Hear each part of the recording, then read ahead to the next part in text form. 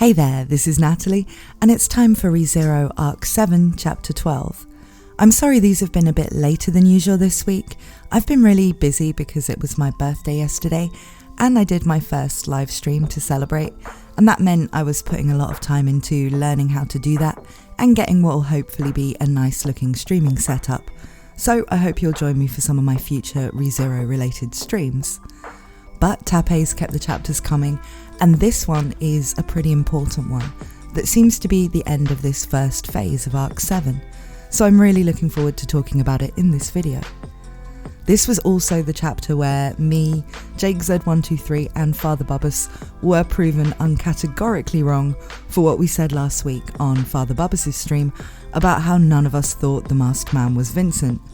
When he said his name was Abel, given we know Vincent's last name before becoming Emperor was Abelux, it did seem like it had become far more likely, and in Chapter 12 it was confirmed.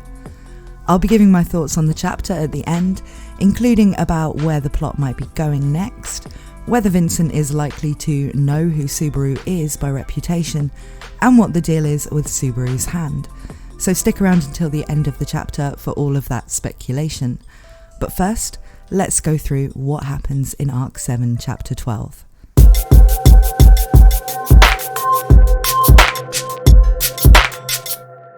So the first scene we get is an unusual one, which is kind of in a similar vein to past scenes when Subaru has died and experienced the Shadow Garden, or the place where he goes to in between loops. Still, this is different from that, because rather than talking about Satella, or ostensibly about the witch factors inside Subaru, it talks about curses.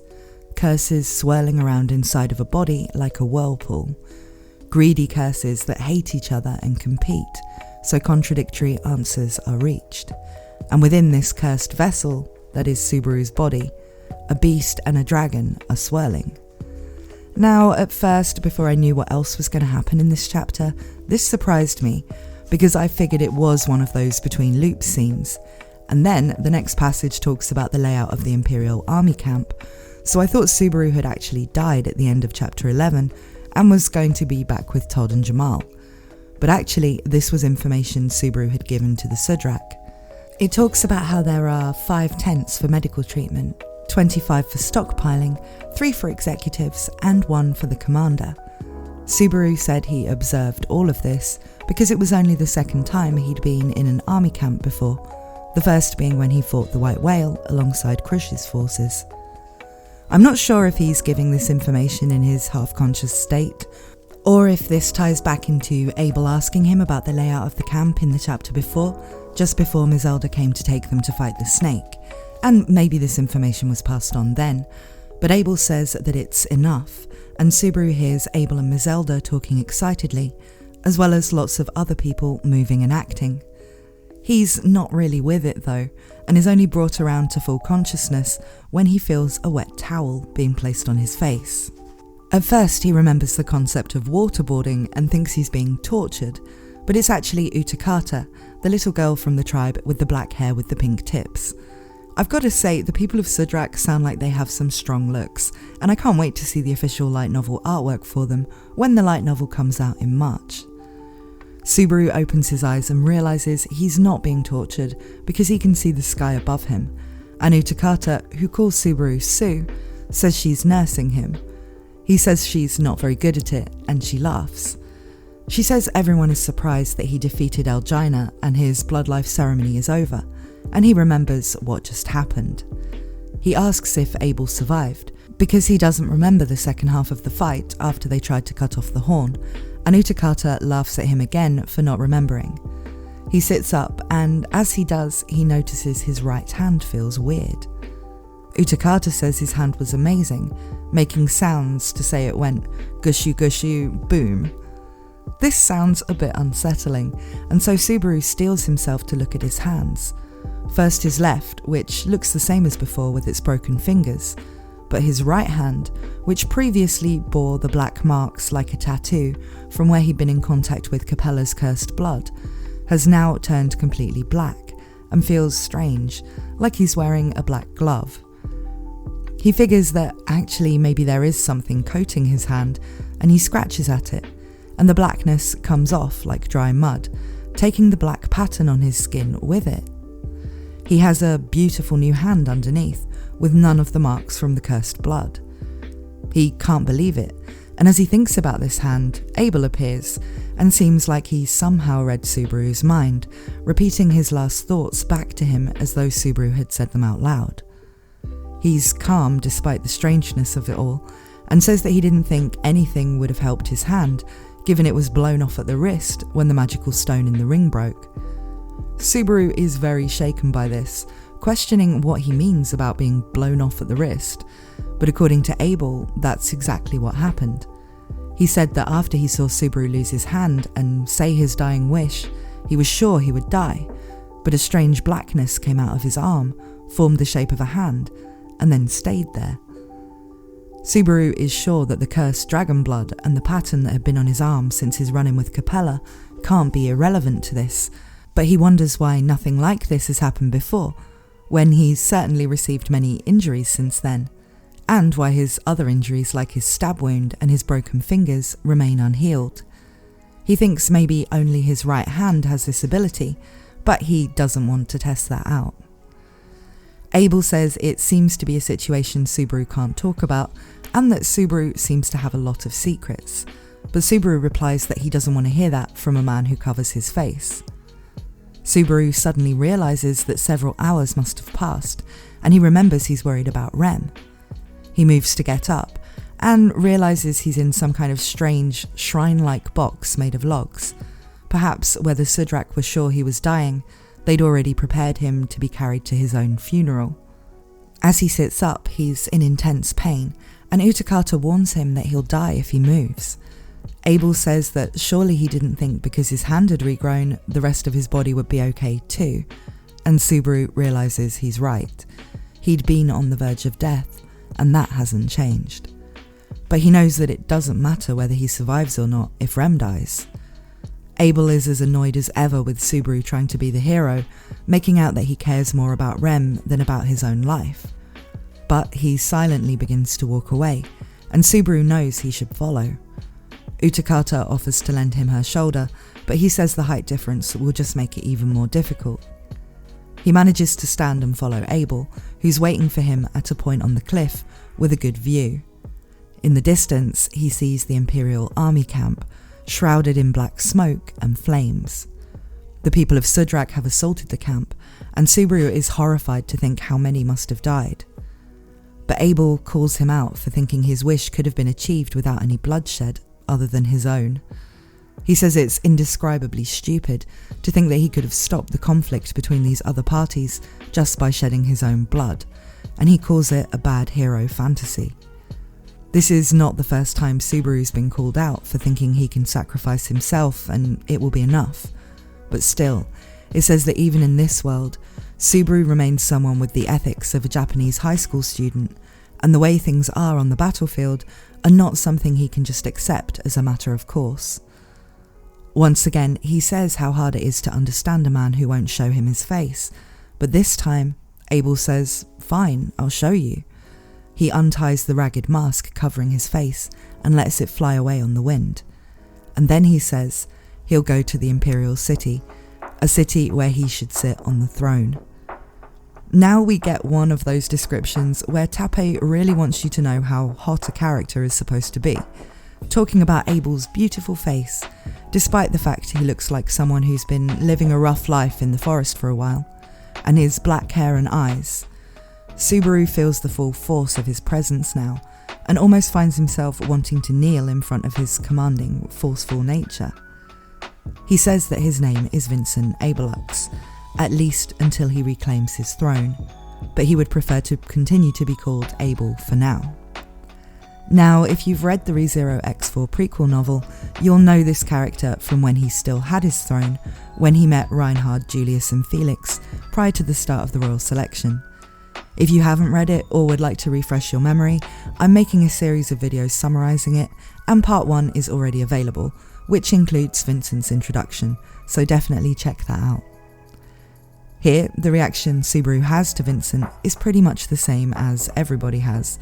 This man has a very compelling presence. We find out in this chapter that there's been a coup in Wallachia and he's lost his throne, so that's why he's out here in the boonies. But first, Subaru and Abel are distracted by Mizelda, returning from battle. She's also captivated by Abel's real face, but manages to report that the battle is over. She gives Subaru a gentle smile, but it seems that she, like Abel, is sure that Subaru is going to die soon. She calls a girl called Holy forward, who is carrying a struggling Rem. Rem asks Subaru if this is his fault, and then she punches him, which shocks the people of Sudrak, but Subaru is so happy to see her that he just hugs her. Rem now notices how badly wounded Subaru is, and says he needs to be treated, but Mizelda says that his wounds are too severe and won't heal. That he is a man kept alive by force of will, but soon that will fade. Subaru knows that what she's saying is true, and he feels his consciousness already slipping, as Rem asks why he did all of this. He remembers being asked this before, and he manages to reply that he wanted to see Rem laugh again. Mizelda announces that the peace of a warrior's soul is coming, and she, Holy and Utakata begin to sing a song, which seems to be a requiem their people use. But Rem can't accept it, and she keeps repeating that she doesn't want Subaru to die. But now Louis is here, and she looks at Subaru unconscious and touches Rem on the shoulder. Rem feels herself filled with warmth, and although she doesn't understand what's happening, she feels the instinct to heal Subaru. Abel remarks that he couldn't have imagined this, but that Rem must keep her concentration, because this must be some kind of miracle distinct to this situation. Rem whispers that Subaru has to be alive, or he won't be able to see her laughing. Rem's healing magic brings Subaru back from the brink of death, and we get Abel's perspective on this. He thinks that there's no way Subaru could have known that by saving Rem, he would have been healed and saved himself. He thinks that he'd been expecting to deal with a dying man, but if he survives, this is fine too. Most people in the Empire are unaware that a coup has taken place, that the Chancellor, Burstetz, and the Divine Generals have been turned, and that Vincent is no longer on the throne. But now he intends to take Subaru with him as he goes to get his empire back. And after this ending, Tappei leaves a little note saying that from here, Arc 7 really begins, and that Subaru is going to die. So that's the end of Arc 7 Chapter 12, and it seems from Tappei's note, also the end of this beginning phase of the arc. So I don't think we'll be seeing any of the stuff here undone by a return by death. There are a lot of mysteries raised here though, even though we now have both Abel's identity and why the Emperor is out here in the forest by himself confirmed. For one thing, just what happened with Louis and Rem here is a mystery. Was Louis returning to Rem some of her old abilities with healing magic, or was there something else going on here, like Louis sharing an ability of her own with Rem to heal Subaru? Rem could use healing magic before the amnesia, so she does have the required innate affinity, but it seems strange that Louis would be able to selectively return her memories of how to do it, without Rem feeling like she's remembering anything. This is especially true since, as far as we know, Louis discarded Rem's memories in the Hall of Memories, so she shouldn't still have them, unless something happened with that afterwards that we don't know about yet. But on the other hand, if the healing power is just a power Louis has, then why would she do it through Rem, instead of just healing Subaru herself? There is the whole thing about the Green Room spirit, who in the web novel version of Arc 6 disappeared when Louis' physical form appeared in the room. Now, apparently this was changed in the light novel, so the spirit is no longer mentioned in that scene, which a lot of people have taken to mean that Louis here can't have anything to do with the spirit, but I'm still not really sure. Another change that was listed by Japanese speakers in the light novel was that it was no longer mentioned that there was a forest near the meadow where Subaru, Rem and Louis were transported, and yet the forest is definitely still there. So Tappei choosing not to mention it anymore didn't mean it was gone or no longer relevant. The forest was in fact far more important to what came next than the meadow. If the Green Room spirit still exists in the light novel version of Arc 6, which as far as I know it still does, then the fact it isn't mentioned in this scene doesn't really have to mean it isn't relevant to Louis. But it does make Louis actually being in some way possessed by the spirit or merged with it, as a lot of earlier theories suggested, seem a lot less likely. So I'm not really sure about that, even if it would allow for a way that Louis could have helped Rem activate her healing abilities here without actually having Rem's memories. Then there's the matter of Subaru's hand. We were expecting the cursed dragon blood to do something, and it seems that it can cause complete regeneration of the affected part, but where the marks from the blood are no longer there, it's possible it wouldn't work a second time, so I guess we'll have to wait and see. This is interesting because it could give Subaru a way to heal Crush, given he was able to take some of the curse from her without experiencing the adverse effects she did, although it was very painful for him. If it turns out that the cursed blood, which seems to be compatible with Subaru, could have this useful effect on him rather than anything harmful, he could potentially remove it all from Crush later on and get himself a one-time regeneration ability. Though that's just an idea. I haven't thought about it in enough detail yet to decide if it's a viable theory for something that might happen later, so apologies if there's a really obvious reason I've overlooked as to why that wouldn't happen. As for Vincent, I'm really happy he's here, even if it did mean I was totally misled by Tappei into thinking it wasn't him at first. I'm glad it wasn't made too obvious, with things like the vanishing ability, which turned out to be because of an object rather than an innate ability, so it makes sense that it was never mentioned for Vincent before, making room for speculation that it wasn't him, rather than it just being a really obvious thing for anyone who'd read X4 and knew about the character. I'm not only glad that Vincent has already shown up, given he's one of my top ReZero husbandos, but also that, to begin with at least, Subaru isn't going to be pitted against him. While that may well happen later, due to Vincent not necessarily being ideologically aligned to Subaru, shall we say, Subaru having someone like that as an enemy in his current weakened state, with none of his allies except Amnesia Rem and a dopey Louis, would be taking the unwinnable situations a bit too far. Now, another thing to wonder about is how much Vincent actually knows about Subaru. Subaru is extremely famous in Lagunica at this point for being involved with the Royal Selection and for his achievements in things like the fight with the White Whale, and probably now also overcoming the Pleiades Watchtower.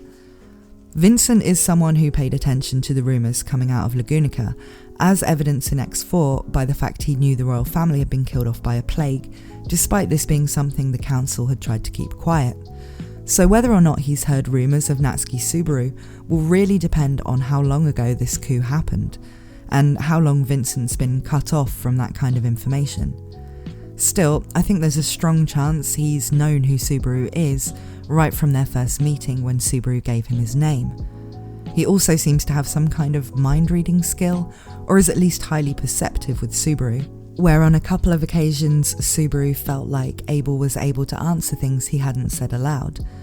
He's also asked a lot of questions though, so we can't say for sure what kind of limitations this sort of thing may have. So, that's really all I have to say about this chapter right now, but please let me know your ideas in the comments. I'll be back to trying to get these up within the first few hours of the chapter being released now, so thanks for being patient with these for the last week. Thank you for watching, and I hope to see you again very soon.